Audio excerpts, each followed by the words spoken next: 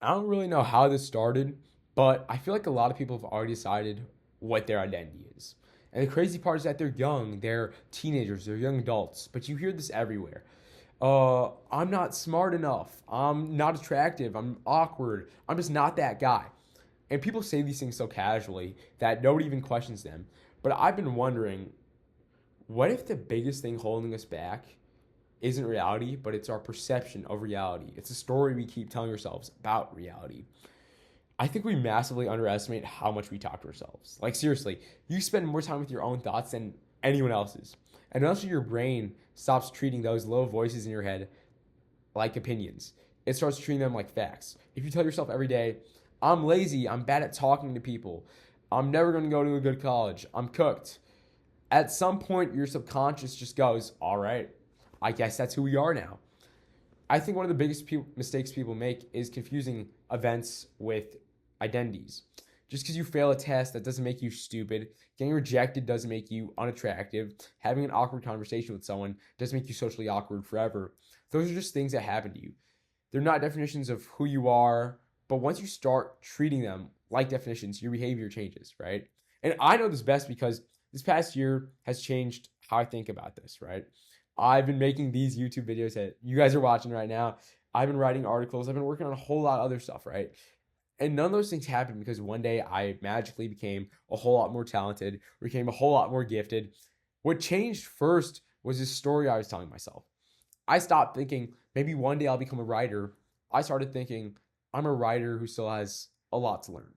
And that's a huge difference, right? And same thing with YouTube. I used to feel like I need permission, like I needed 10,000 subscribers before I could call myself a YouTuber. But if I make YouTube videos, I'm a YouTuber. Maybe not a big one, maybe not a massively successful one, but that's my identity. And once that changed, my actions changed too. I started to upload more. And now, before somebody says, so you're just telling people to be delusional, kind of, but there's a huge difference because delusion is pretending reality doesn't exist. Identity is choosing how you're going to respond to reality. If I wake up tomorrow and I say, I'm like LeBron, I'm like Otani, I'm like Josh Allen, that's ridiculous. If I wake up tomorrow and say, I'm becoming someone who's disciplined, that's different, right? Because that actually changes the decisions I make. So, funnily enough, I think about the quarterback position a lot, right? Imagine you're there, standing in the pocket, standing tall, but you know you're about to get hit.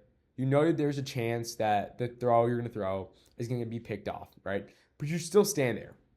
Not because you're guaranteed success, but because you believe you're capable of making that play.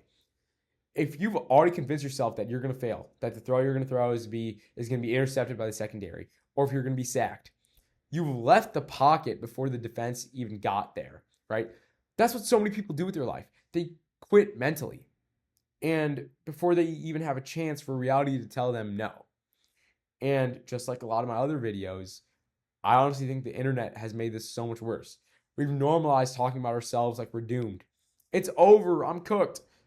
It might be funny as a joke sometimes, but it stops when it stops being a joke. Because if you tell yourself you're fried every single day, eventually your subconscious starts believing it. Not because that's true, but because that's the story he hears the most, right? This is why I think people misunderstand this whole manifestation culture because the universe isn't going to be granting you wishes. If you believe you're the kind of person who works hard, then working hard towards something becomes normal. If you believe you're the kind of person who takes risks, taking that risk becomes normal. You're quietly your identity is quietly shaping your habits and your habits shape your life. But maybe I'm completely wrong. Maybe 10 years down the line, I'll be watching this video and I'll be laughing at myself. But I do know one thing.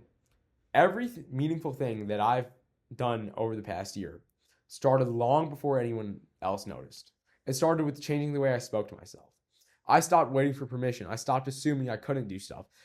I started acting like the person I wanted to become, not because I already was that person, but because I believed I could become him then. I believed that I could become him. So I guess if there's one thing I want you to take from this, be careful what you repeatedly tell yourself because your subconscious is always listening and you're only as powerful as your mind allows you to be. That's all the more I got for you guys today. I'll catch you in the next episode.